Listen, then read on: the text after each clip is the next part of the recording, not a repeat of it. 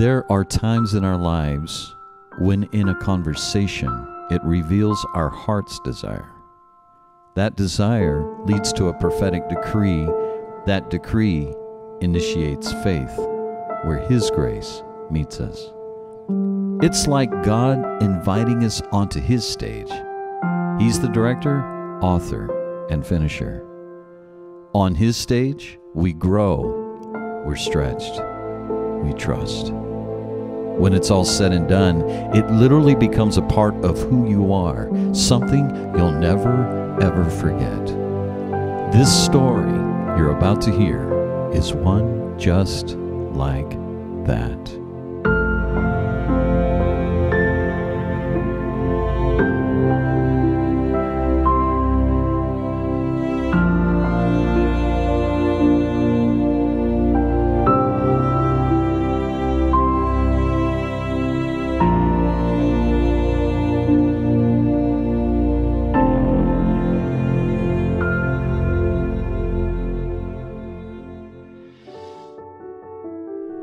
This is Roy and Mary Kendall. In 1990, they lived in Vero Beach, Florida, where they had a position of leading worship and overseeing a music department at a very large ministry.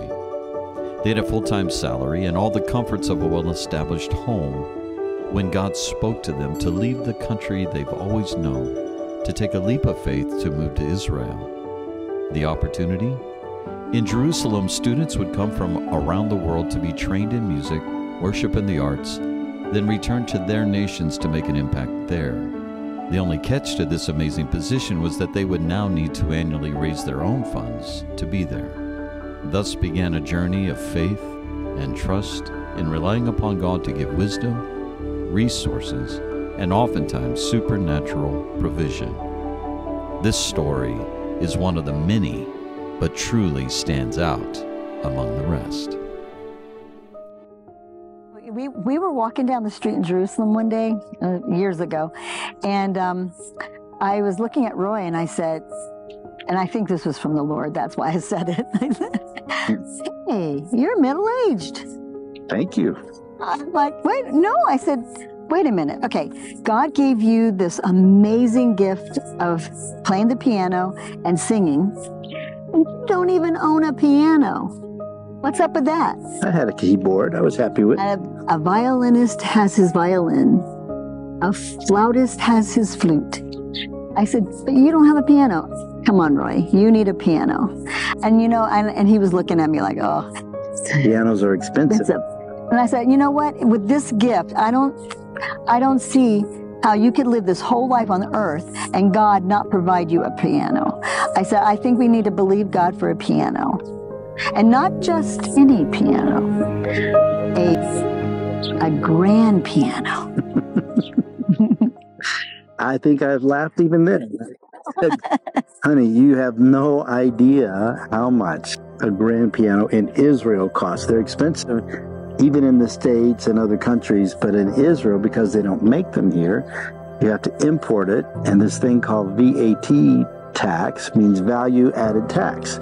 So the value, whatever it's valued, is what you pay in tax on top of the price. So I thought, I mean, we're talking $20,000, $30,000. It could be if it was a decent grand piano. Not to mention, what would the other point be? The space. Oh, yeah, we had a small apartment. Everybody has small apartments in Israel. But I knew that this was from God. You know, how sad to go to heaven and after He gave you this gorgeous gift of voice and musical abilities, which I don't have. And I thought, you know, this is from God. So then I said to him what he always says to me when I disagree. He says, okay. I said, okay, pray about it. You used that trick on me, huh? So that's what I felt at the time, but I said, okay, I'll pray about it. And so the next day in my quiet time, keeping true to my word, I promised you I'd pray about it. I kid you not, here's how I prayed. I said, Lord, would you please show me how I can explain to Mary why we can't have a grand piano? That's how I prayed about it. And suddenly, the Lord put a picture in my mind of the grand piano at the church that we came from, that we were part of a pastoral team of for 12 years in Florida. Reminded me about this beautiful grand piano that was sitting behind some banners not being used. And I thought, why would you even put that thought in my mind? There's no way we could get that piano. First of all, it would be expensive, I'm sure, if they wanted to sell it. And secondly, how would we ever get it over here? And most critically, how would we ever find a place big enough to have a grand piano?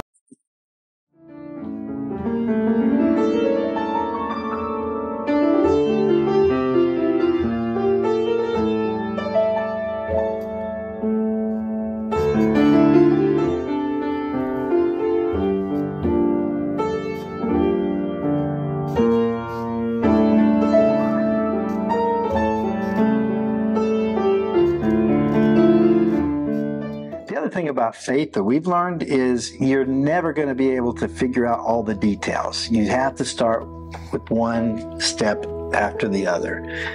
Because what would it take to get the piano here? What would it take for customs? What would it take? Yeah, you can't think of those details. And the biggest detail is, where would we even put it? I couldn't ask those questions because God told me to just ask about that piano. So I sent an email to Billy, the worship pastor, and I said, just curious what's going on with that piano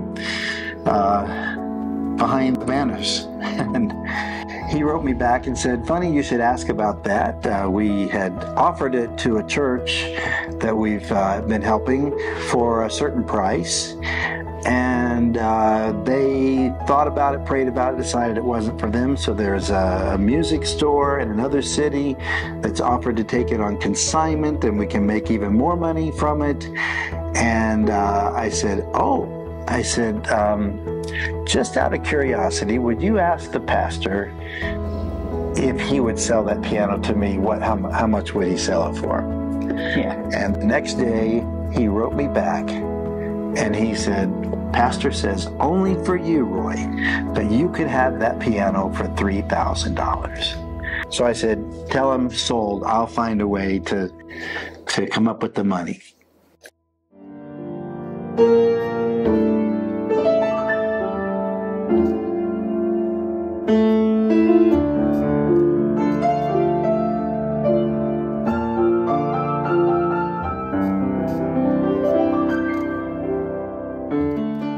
Night, we had a group, tour group visiting us, some former students and some friends that they had brought. We were telling them this story, and one of the people in that group said, this is interesting.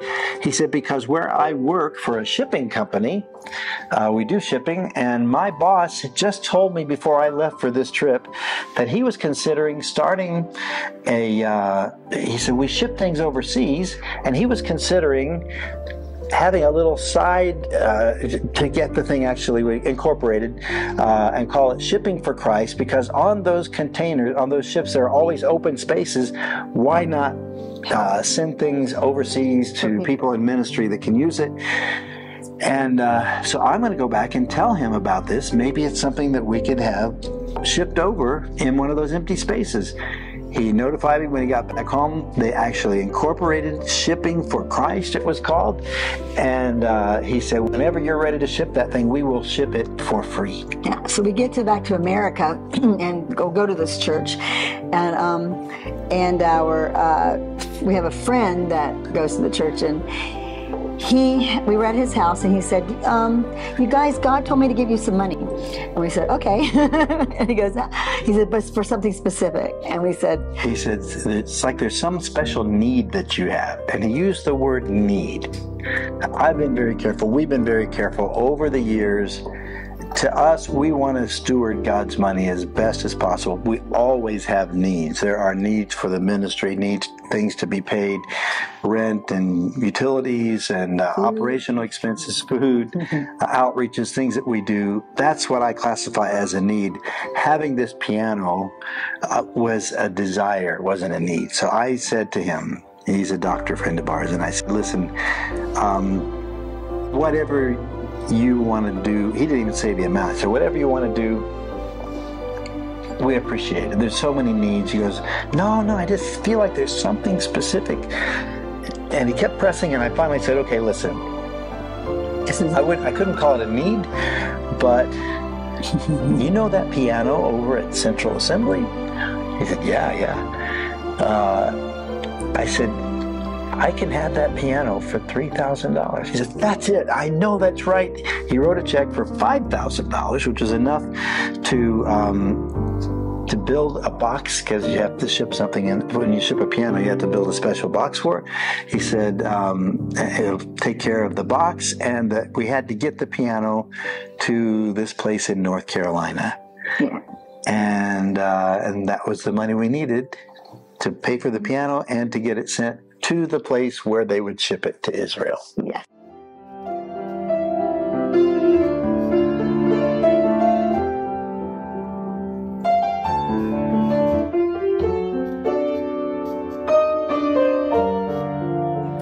As we were doing this farewell concert at the church where this piano came from, was about to be sent to the place that would ship it over, we asked for special prayer, because we said, we've got the piano, God has provided a way to ship it over, but we don't know how much it's going to cost for customs with this VAT that you mentioned, value added tax, because whatever the customs people deem that piano is worth, they could say $20,000. Whatever they want. That could be the tax. We just don't know.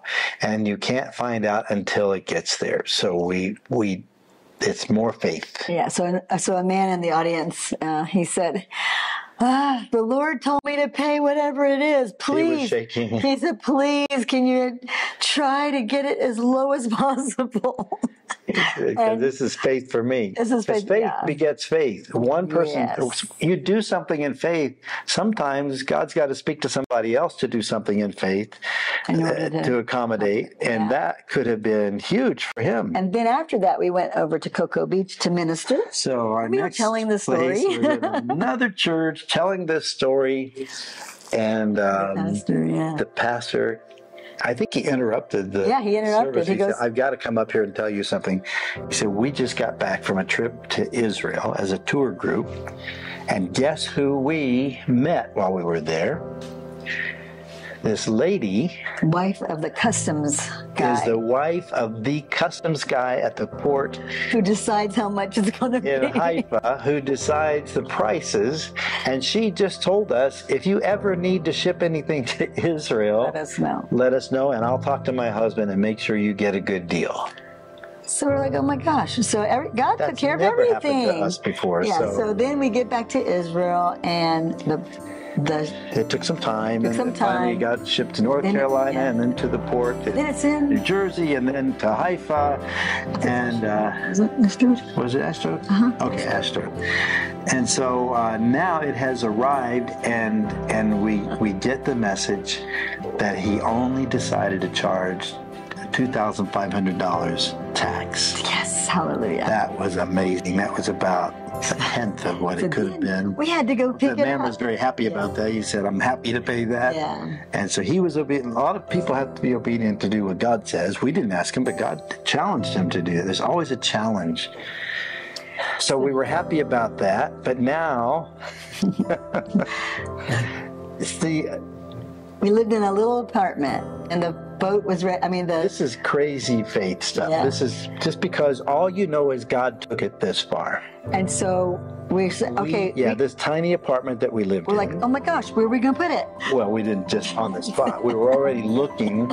We had a real estate agent that was helping us. We had that urgency, like, well, now we really... It has arrived sooner than we thought it would arrive. We don't know where to put it. In fact, it has now... as the story progresses, now it's been at the port for 2 weeks. They're supposed to charge us $100 a day or something for storage, but because it's a favor to this man, his man's wife, he says after 2 weeks, he says, "Look, I can't keep holding it here. You're gonna have to come and get it." And we had been looking. We looked at probably a dozen places, and all we had to do was walk in the door and see the living room's too small. The doorway was too small. No way a piano would fit in here. So the piano, the size of the piano determined what we needed for, because we were already wanting to move anyway. Our kids had flown the coop. We were empty nest, that's what I was looking for. And so we thought we were going to downsize till this piano came along. And we said, okay, now we need a place at least with a big living room. And so we looked and couldn't find it. So I was, a friend of mine was going to this prayer meeting, and she said, "Do you want to go with me?" I go, "Yeah, I need prayer." So we went to this prayer meeting I'd never been to before, and it was in someone's home, and they had a piano, and I'm like, "Wow, look, this is the kind of size we need." And so then they asked for prayer requests, and I said, "Yeah," I said, "See that piano?" I said, "We have one in Ashdod Port, and we need to bring it to Jerusalem. We don't have a place to put it. We need it to be in Pisgat Ze'ev, our neighborhood, and we've been preferably, and we just because near our school of worship." And I said, we just don't know. And these two little elderly women were sitting there just giggling, and I looked at them and I said, "Is this funny?" And they said, "We know the house." You just have to understand how rare it is to find a place. There's 90 to 95% of the population live in small apartments in apartment buildings. And so afterwards, so I went up to them, and they told me, they said, "There's believers living in this house. They're just renting, and it would be perfect for your piano." And then when we found out the address, it was only 2 blocks from where we were at. So it wasn't going to be very far to move.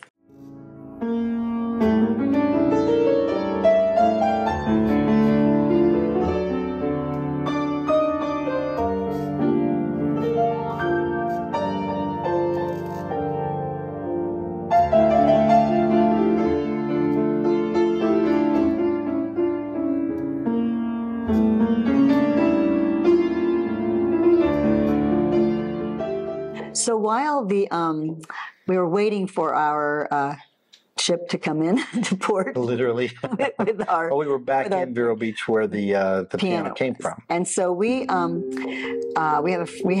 were ministering at a Christian bookstore, and the owner wanted to give us this big painting. And gold frame, picture of Jesus on the Mount of Olives, and we're thinking, okay, how are we going to get that back to Israel? But anyway, we said thank you. Had to have it specially wrapped. Yeah, we actually had to carry it on. We carried it on the plane, and when the stewardess. You want to tell what the picture was? Yeah, I told them. Yeah, the picture is Jesus on the Mount of Olives. But it's, let's make it a little more specific. It's when he was praying and looking over the Kidron Valley to the old city. Mm-hmm. And that's where the famous saying, "Oh, Jerusalem, Jerusalem," comes from the scripture, "A city that stones its prophets." He's praying over Jerusalem. Yeah. So we got on the plane and coming back, and the stewardess saw me carrying it on, or us, I don't know which one was carrying it. And she went, "Oh, would you like me to put this in first class?" He said, "Of course, Jesus gets to ride first class." We're like, "Really?" Yeah. So yeah, sure. So she put it away because she saw that it was very nicely wrapped, and so she didn't, knew it didn't want to get up on the overhead. So so he rode first class. So we get back.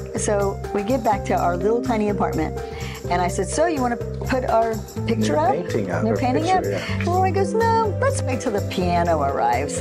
He says, "And then we can hang it over the piano."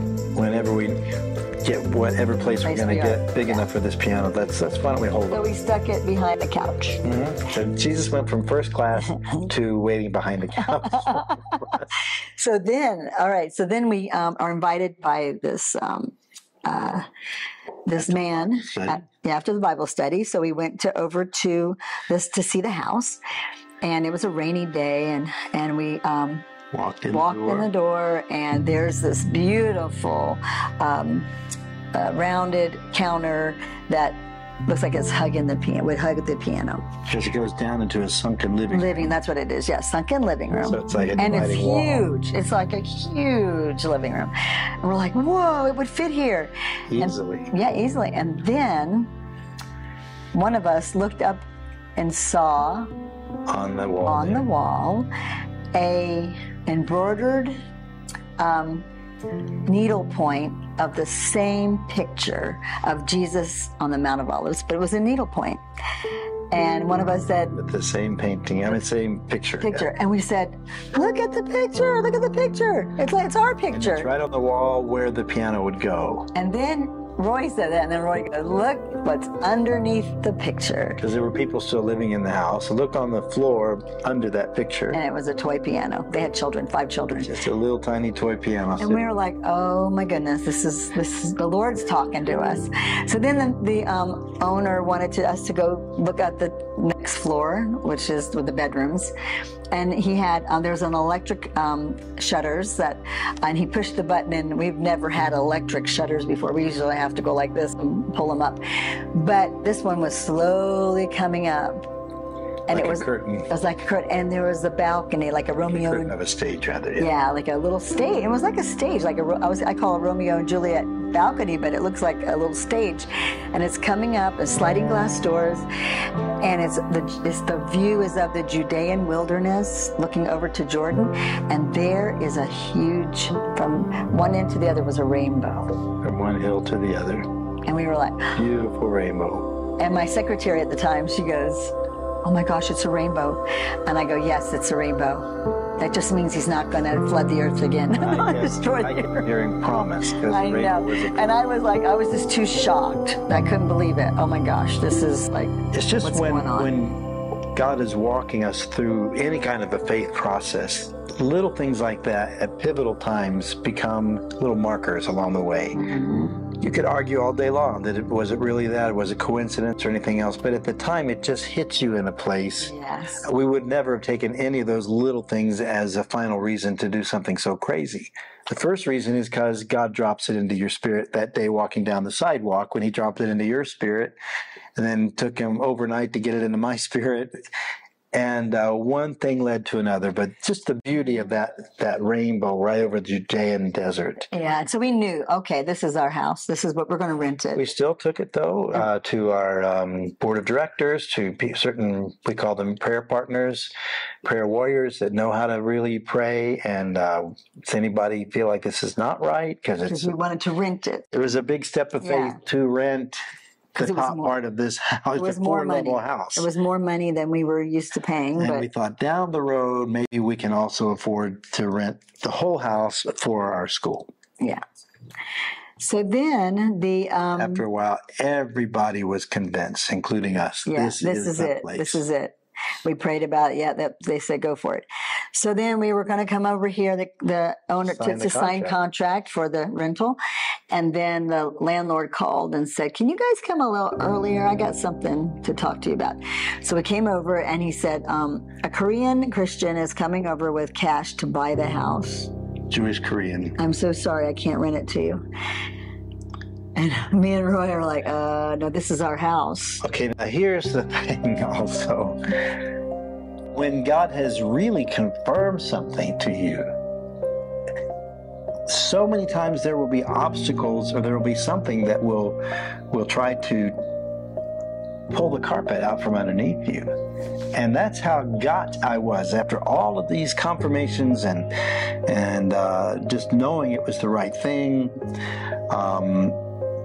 You know, you did skip one part of the story where I told you before we found this house, I told you we'll just have to put it in storage. Oh gosh, well, I didn't want to talk about that. When Roy started crying, when Roy says, "Well, we can't find an apartment. We'll just put it in storage somewhere," and I dropped to my knees and started crying, and I said, "Oops, that was the wrong thing." I said, "You can't do that. This is a gift from God. He doesn't want it sitting in storage." And then he goes, "Okay, we'll work harder looking." Yeah, like no. She was right. I mean, it was too easily caving in. So we pressed in, and it was that morning you went to that prayer meeting. So then it brought us up to this point. So now this man has actually said something that just totally took the wind out of my sails. What do you mean?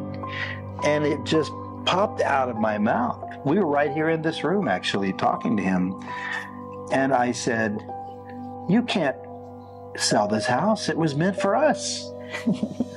And he laughed. And I thought, you may find this funny, but I don't find this funny. He said, no. He said, okay, make me an offer. I thought, make an offer? To buy? We were never going to buy. We weren't going to buy a house. See, that's another thing. We had been told in all our years here that it's impossible for a non-Jewish person or a non-Israeli citizen to buy a house or property here. And so, to us, that would be an impossibility. Yeah. So anyway, 2 nights before this happened, we had dinner with some Finnish friends of ours. The man that he's brilliant and he's crunching numbers all the time in his head, and he made a comment. He said, did you know that if you bought a house here for, and he named a certain price, he said you could afford a mortgage payment for 30 years equal to what you're paying in rent for all of your apartments for your school? And I said, first of all, that's amazing that you can do that in your head. But secondly, you know as well as I do that it's impossible. It was already a miracle that we've been living here all these years on a tourist visa. We got so many miracles we won't get sidetracked. And he goes, I know, I just thought it was interesting that the numbers would work. That gave me a number in my head. Yep. And so when this man said to me, make me an offer, that number popped into my head. And that number was $100,000 shy of what he was asking for the house. And I was so stunned, but in my stun mode, like a movie, you know, where you stand frozen, and God is doing something. He's taking the top of my head up and he's dropping words into my head and they're coming out of my mouth, because I don't know why I'm saying such things. And I said, okay, so give us 6 months to raise $100,000 as a down payment, and then we can get a mortgage for the remainder, because that number was in my head.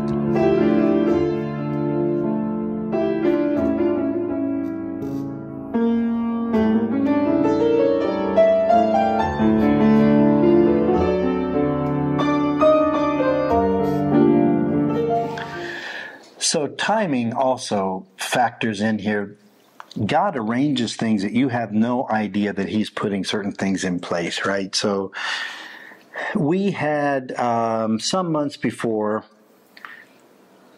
sold the house that we had in Vero Beach that we had built when we thought that we were going to live there forever.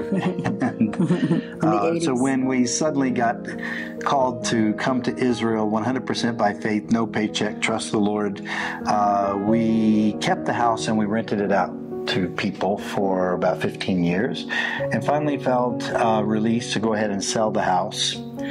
And after selling the house, we had $10,000 left over. We were thinking, how can we invest this $10,000 and help the ministry and whatever? And we'll go into some of the crazy things we almost did and could have lost it. But my point is, that's all we had. We didn't have any other money in the bank, but we had this $10,000. So when he said, make me an offer, again, when I'm standing there and God's dropping things in my head and it's coming out of my mouth, I said, give us those 6 months to raise $100,000. I said, but we have $10,000 right now. We'll give you our $10,000, and for the next 6 months, we will pay the $1,000 a month rent that you were wanting at that time. And at the end of 6 months, if we don't raise the $100,000 down payment to give you, you can keep our $10,000 and, of course, our, by then, $6,000 in rent for those 6 months. And I'm thinking, I'm just offering to give away everything. I think the most money we had ever raised was $5,000 in all those years by faith. It's like, oh, yeah. Okay, but you know what? I didn't care. I was so willing to put it on the line. Yeah. You know, we saw the field and we wanted to buy it, so we threw everything into it. I'm always careful when we tell our stories like this that people don't think, well, they just have attained this amazing level of faith that I'll never arrive at. We, the whole time, we're still thinking we could be wrong about this. All we know is deep down gut level, we believe that God has told us To do this. to do this. So why not be willing to give it up? You have to offer some skin in the game. So I said, give us 6 months, and actually that wasn't even going to be over and above the price. That was going to bring it to the price that the man had already offered. The Jewish Korean man, was on his way with the full amount in cash to give him. And I'm asking him to wait 6 months for us to give him the same amount. And he laughed again, and he said, why would I do that? why would I do that when you're not even offering me more money? And as faith would have it, sometimes the Lord whispers something and it comes out your mouth. And I just reached over, I tapped him on the shoulder, and I said, because I believe the God of Abraham, Isaac, and Jacob is telling you that you built this house for us. Would you give us 6 months to see if that's true? Now, we had told him the story. He didn't even know in this neighborhood that at the top of the hill, we're at the base of the hill. The top of the hill is where King Saul's palace was. It's where, this is an important part of the story that I think should be told.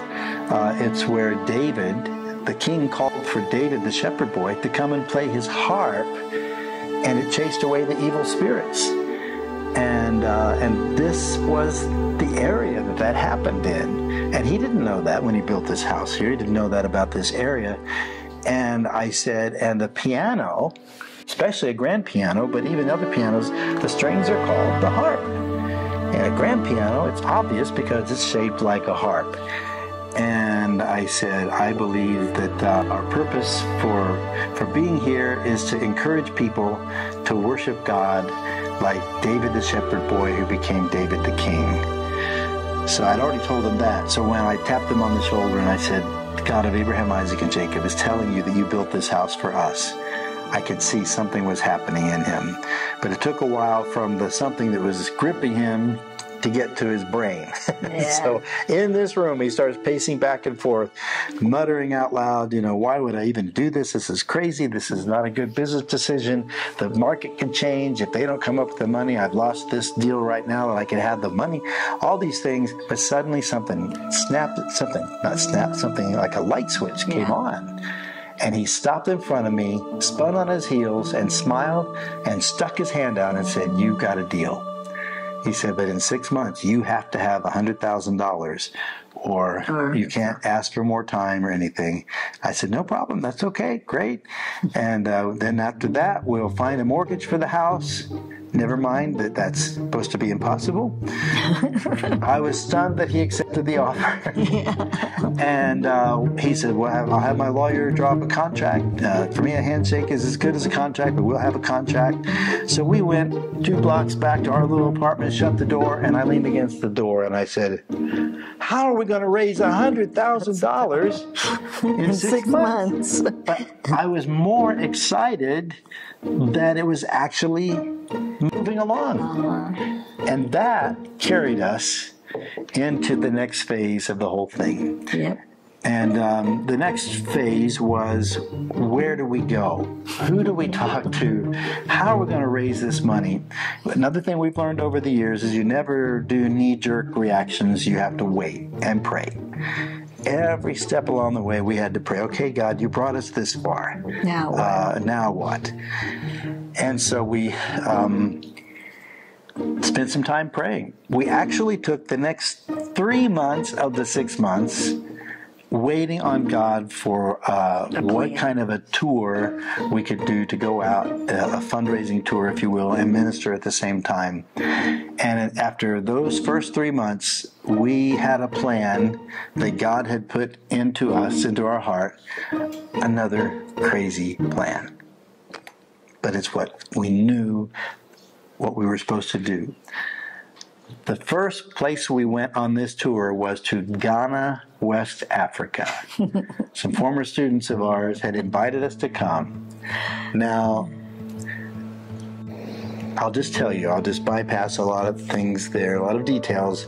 We spent 5 times more in Ghana than we took out in offerings after we left Ghana. Okay. God's economy is not like our economy. Well, then we went to South Africa, where we had some other invitations and we ministered some places. And it cost us 3 times more to be in South Africa than we collected in offerings from South Africa.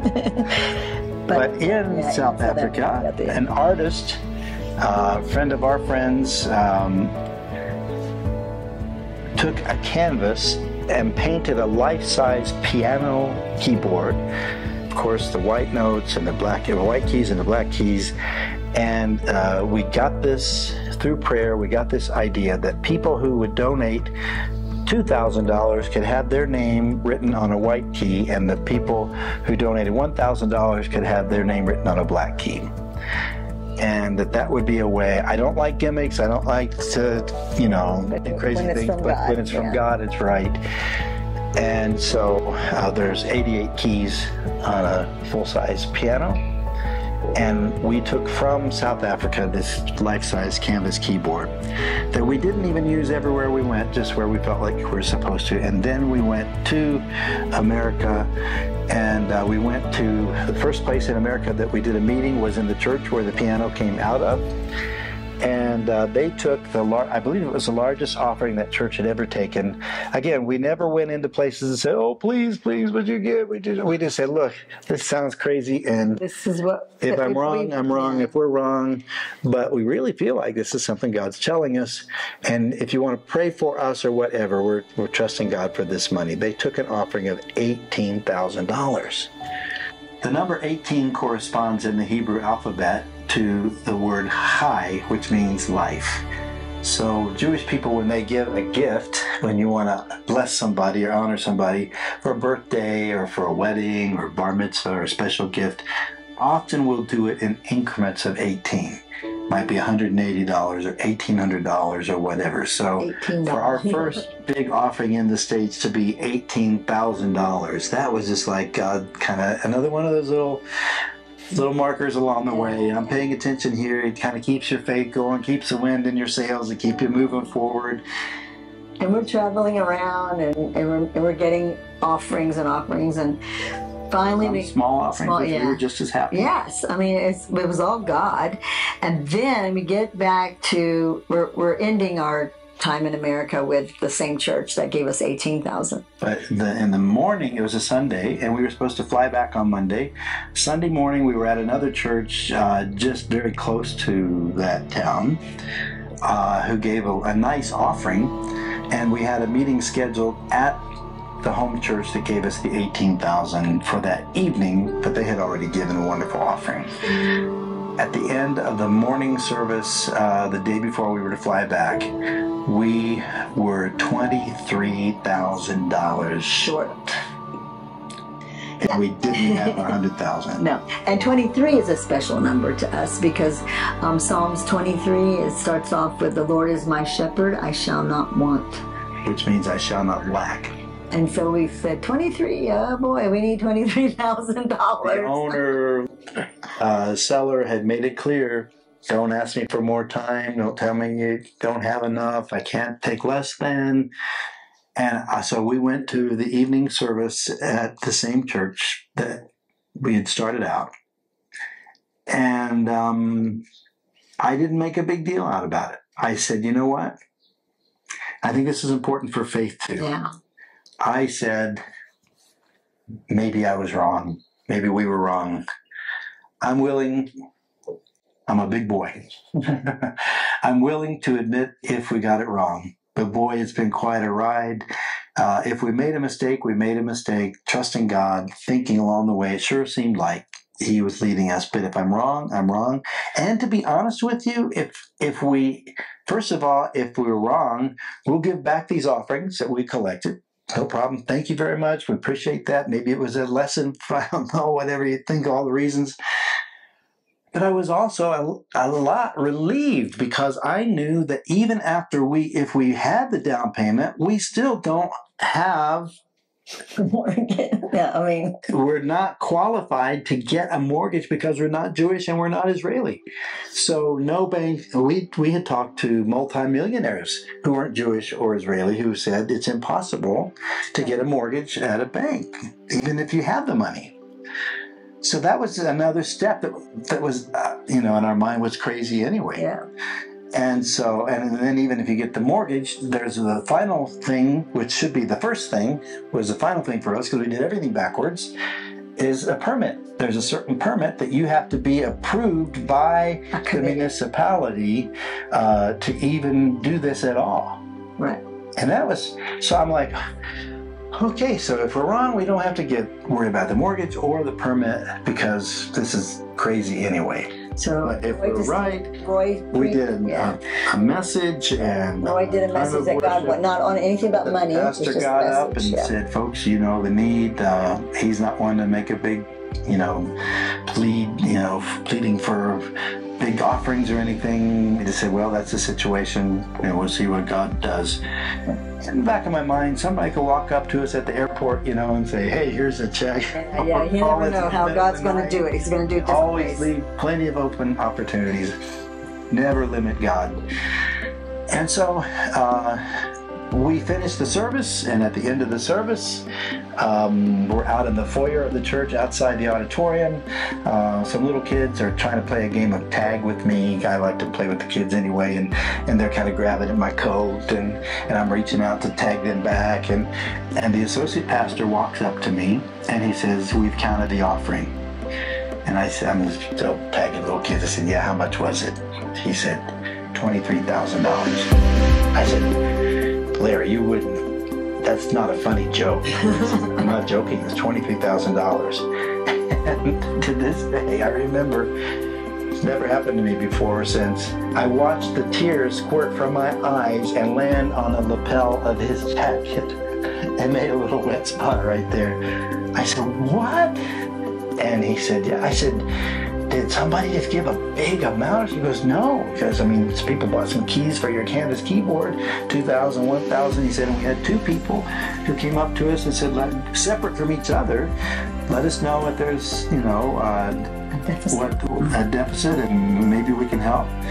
And at the end, there was $2,000 deficit. Each one of them gave $1,000, and it's there. And they socked that money in the bank on Monday morning. We were on the plane before Monday was over, and we were in Israel to give that $100,000. And so the landlord, we all had met with our lawyers. We had a lawyer, he had a lawyer, and we're waiting. The lawyers are busy with all the paperwork, and so we're sitting at the table with this guy. His name is Nisim. Which means miracle. Oh. He broke up. I didn't say the word. No. What does it mean? So I said, "Nisim, what does your name mean in English?" And he went, "Miracles." We're going. Okay, another one of those little I know. interesting God bits He of the just looked story. real, like what? And we're like, "Oh my gosh, this is a miracle." So we gave $100,000 down payment on a house that we didn't even have a mortgage for yet. Yeah. And so the next day we went to the bank and met with the vice president of the bank. And he said, "How may I help you?" I said, "We would like a mortgage." see about a mortgage." Gave him all the papers about the house and everything. And he says, "Okay, so you're citizens, you're what?" And I said, "Actually, we have a tourist visa." He said, "Well, you don't qualify." And I said, "I know." And he's going through I couldn't even fathom why I was even there. Why would I? And I said, but we gave a down payment, a deposit, and all we need now is a mortgage and the permit. Permit, yeah. And he said, "Why would I give you a mortgage?" And I said, "Because we're nice people." And he didn't even laugh. Yeah. Not even one of those courteous laughs, And he said, this doesn't make sense to me. He said, look, come back tomorrow. I've got to think about this. And he lives on our street. Which we also didn't know. He lives on the same street. He knew what street and which house we were wanting. And so, but he said, come back tomorrow. So we went back the next day, and he said, you had the papers? He said, I don't know why I'm doing this, because you don't even have your permit. But that's not my problem. That's your problem. I shouldn't be doing this, but I don't know why I'm doing this. And he gave us the mortgage for the house. The house, yeah. And then we had to submit, totally backwards, our permit, a request for a permit to get permission to do everything we had just done. And that process took another 2 months. We were waiting for this to be, because you're in a stack of other people waiting for permits. And we didn't know for sure what the answer would be. Because even then, we had to be willing to say, even then, if we got it wrong. Yeah. So we have a house with a mortgage that we're going to have to offload if they won't give us permission to be owners. And we have a son who lives in England. He's got a missions there and a ministry. And our daughter lives in California. And we called them and we said, hey, you want to spend Christmas in our big house that we have? And they said, okay. And so they... Christmas in Israel is not like it is elsewhere. Yeah. You celebrate it inside your home.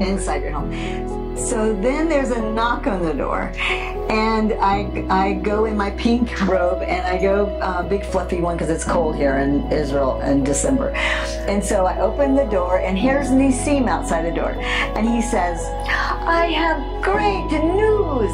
And I looked at him, and I looked up, and I said, a Savior is born in Bethlehem. And he went, what? And I went,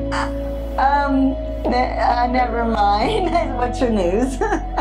And he said, he goes, you've been approved from the Minhal. It's a committee. And I had forgotten we need the approval. And I went, huh? To Roy. And he goes, oh, yeah. I'm like, we need an approval? I forgot about that part. And then that's a miracle in itself. Who signed it? Just to tie it all back to the piano, because the piano was the key, pun intended, 88 keys on the piano, to the reason of us even looking for a bigger house like this. The man who signed our approval permit, his name is Ehud Olmert. He used to be the mayor of Jerusalem, and for just a short little period of time, he became the Minister of Trade and Commerce for Israel before he went on to become the Vice Prime Minister and eventually Prime Minister. Historically, there's a whole reason behind all of that. But when he was the mayor of Jerusalem, I would be singing, leading worship for groups of people that came, conferences and different things, and he had been invited to be a speaker also. He would walk in the middle of my worship leading and stand beside the piano waiting because he was going to go speak afterwards, with his arms folded, with a big smile on his face, and just watching me and staring at me and grinning ear to ear, and just soaking it all in. And then he'd shake my hand and go up to speak, and his number one assistant that was always with him would say to me, he loves your piano playing. He talks about it when we leave here each time, and he says he wishes he could take piano lessons from you. And then the last time that happened, the assistant said to me, he said, you watch, one day he's going to do something nice for you. It was his signature on our Minhal permit. And someone even told us it might have been the last thing he did before he left as Minister of Trade and Commerce. Yeah.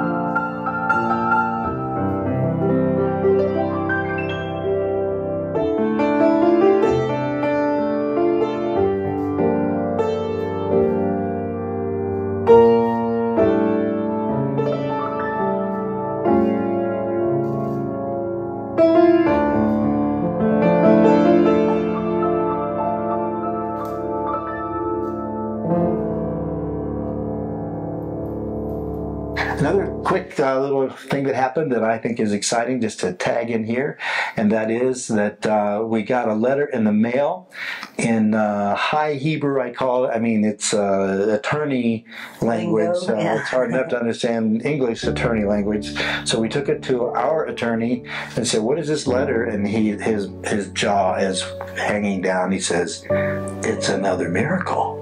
He said, "The government is offering to put the land under the house in your name." In Israel, the government owns most of the land. Now, they are parceling off certain people that they will select. We don't know who did it. We don't know why. We never heard. Nobody ever said, "Hey, I'm doing you a favor." But they said, "We want to give you the opportunity to put the land from your house in your name." Biblically, that means a lot. Yeah, You are given a portion of right. land. Right before that, I was like, "Lord, are we going to stay here? Do you want us to This stay?" was in several Israel?" years after we got the house. Yeah, after we got the house. Yeah, because it was that they about giving it, putting it in our name. But I had just asked the Lord if our time here was finished, and then He puts the land in our name. Well, I guess not. I guess we're staying.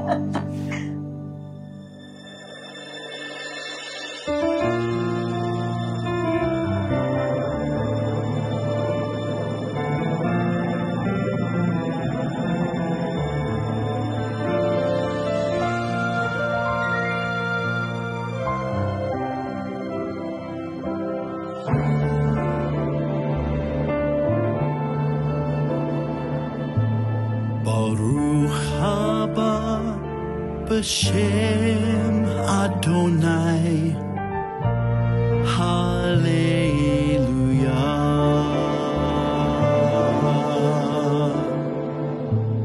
Baruch haba b'shem Adonai, Hallelujah.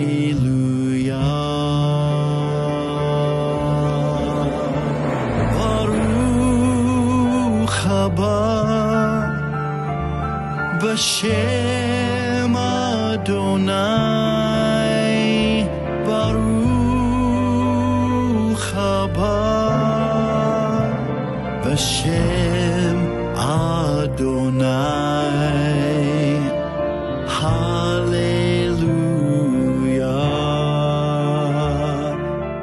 Hallelujah.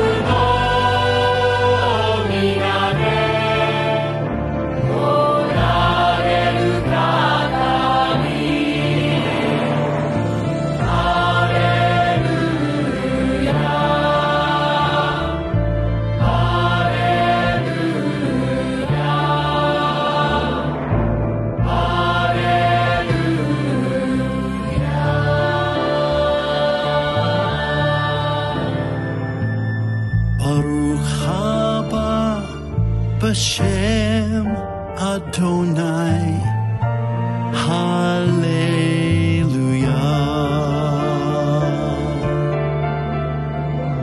Baruch haba b'Shem Adonai, Hallelujah.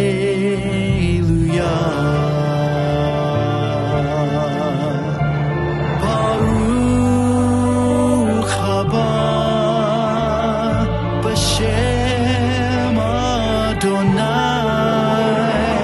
Baruch haba. B'Shem Adonai, Hallelujah.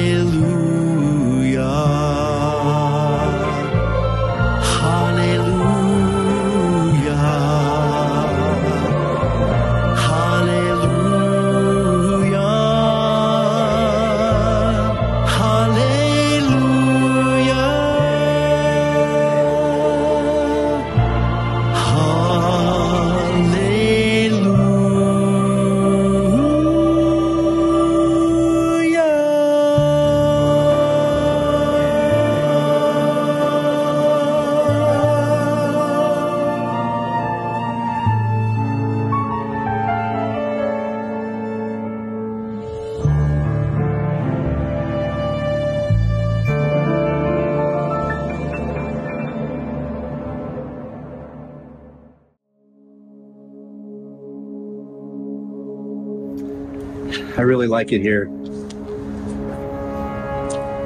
I'm just blown away when I look back on all that's happened over the years that there's no way we could have known. We didn't know. We just showed up where we were supposed to show up, and here we are. This place in particular is one of my favorite places on the planet. I call it God's center stage because everything told in advance that would happen is in the Bible. For the most part, it's happened right here, and we get to interact on this stage.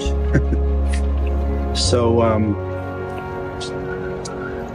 I don't know, something about the reality of God just hits me here, because that's the only way I've learned that I can have faith. Is just first God proving himself to be real, and when you know he's real, you see story after story of him talking to other people. You say, wow, he wants to talk to me too. And he has. And I love to bring everybody here, all my friends that come to visit me. I come right here just to say, just in case there was any doubt in your mind, God's real. And he talks to us. And just looking back on all that's happened in our life amazes me, because no way I could have imagined that happening.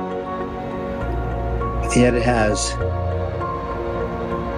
And it just stirs my faith. If he wants to tell me to do something else, I'll do whatever he says. I got a feeling there's a whole lot more to come. I'm just going to keep walking around his stage.